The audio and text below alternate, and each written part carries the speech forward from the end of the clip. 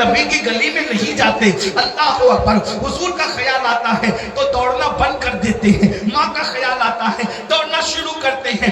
بالآخر عشق کے اس مستانے پر خدا کا یہ کرم ہوا, اللہ نے زمین کو حکم دیا, اے زمین سمٹ جا, اور اویس کو مدینہ منورہ سے قریب کر دے. کیا شان ہوئی, زمین سمٹ گئی, زمین سمٹ گئی, اور حضرت اویس قرنی سورج چاشت کی طرف آنے سے پہلے پہلے مدینہ منورہ کی سرحدوں میں پہنچ گئے. اب ذرا دھیان دینا, محض چشمے تصور سے جب میں وہ منظر دیکھتا ہوں تو مجھے خیال آتا ہے کہ کیا کیفیت ہو رہی ہوگی اس عاشق صادق کی. ارے 14ویں صدی کا عاشق رسول جب مدینہ منورہ جاتا ہے تو جیسے جیسے شہر مدینہ قریب آتا ہے اس کے دل کی دھڑکنیں تیز ہونے لگتی ہے, اس کے دل کی دھڑکنیں تیز ہوتی ہے, دل کا حال زیر و زبر ہونے لگتا ہے, وہ سارے غموں کو بھول جاتا ہے.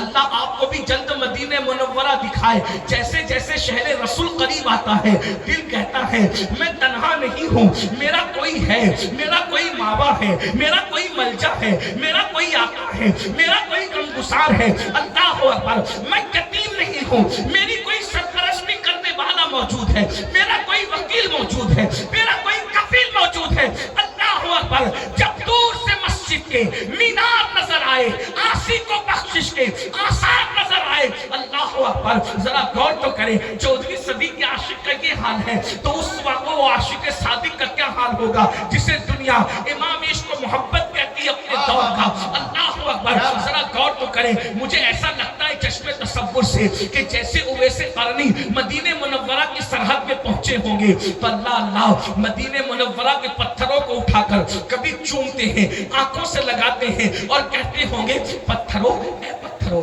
پتھروں اے پتھروں, مدینہ منورہ کے پتھروں تم کتنے خوش نصیب ہو. میں تو ایک جھلک دیکھنے ترستا ہوں, تم تو میرے محبوب کو بار بار دیکھتے ہیں, تم نے میرے محبوب کو ہر بار دیکھتے ہیں. تم نے کتنا دیکھا ہوگا جب وہ اندازے دل زبانہ سے چلتے ہوں گے تو تم ان کی نالین کو بوسے دیتے ہوں گے, تم ان کی نالین کو چومتے ہوں گے. اویس قرنی کبھی پتھروں کو چوم رہے ہوں گے, کبھی درختوں کو چوم رہے ہوں گے, کبھی مدینہ منورہ کی پوشیدہ دیواروں کو چوم رہے ہوں گے. اسی دیوانگی کے عالم میں اویس قرنی چلتے چلتے مسجد نبوی کے دروازے تک پہنچے اور اچانک کسی سامنے آنے والے سے پوچھا کیا میں اللہ کے رسول سے ملاقات کر سکتا ہوں, کیا میں حضور سے ملاقات کر سکتا ہوں.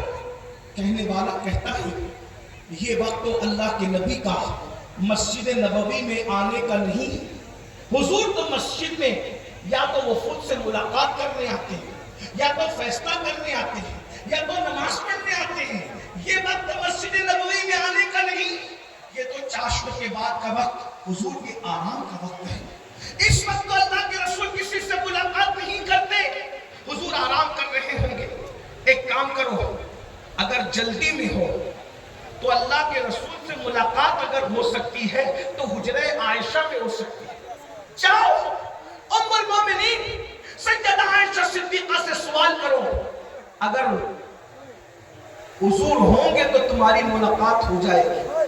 لیکن رکو, ٹھہرو, ظہر کا وقت آنے تو حضور مسجد میں آئیں گے. انہوں نے روتے ہوئے کہا اے اللہ کے بندے میں نہیں رک سکتا کیونکہ مجھے فوراً سفر پر روانہ ہونا ہے, جلدی سے اپنے گھر لوٹنا ہے. تو کہا پھر جاؤ حجرہ عائشہ اور وہاں جا کر حضور سے ملاقات کی درخواست کرو. اویس قرنی حجرہ عائشہ پہ کھڑے ہو گئے. اللہ کے رسول علیہ السلام نے تصدیق کے لیے عرض کی کہ کیا میں حضور سے ملاقات کر سکتا ہوں. اندر سے آواز آئی کون ہو؟ جواب دیا میں یمن سے آیا ہوں, قرن کا رہنے والا ہوں, ایک جھلک دیکھنے کی امید لے کر آیا ہوں, کیا اللہ کے رسول سے ملاقات ہو سکتی ہے؟ ام المومنین نے کہا نہیں, اللہ کے رسول اس وقت گھر میں نہیں ہے, وہ باہر گئے کسی کام سے. رکو, ٹھہرو, وہ آئیں گے, ملاقات ہو جائے گی. حقیقت ان کی زبان سے نکل گئی نہیں امی جان میں رک نہیں سکتا کیونکہ مجھے 8 پہر کے اندر یمن واپس جانا ہے. حقیقت جلدی جلدی میں زبان پر آ گئی, حقیقت چھپنے سے نہ چھپی. ام المومنین کو کہا امی جان مجھے یمن جانا ہے 8 پہر کے اندر. ام المومنین نے سوچا کوئی دیوانہ تو نہیں, کوئی دیوانہ تو نہیں تھی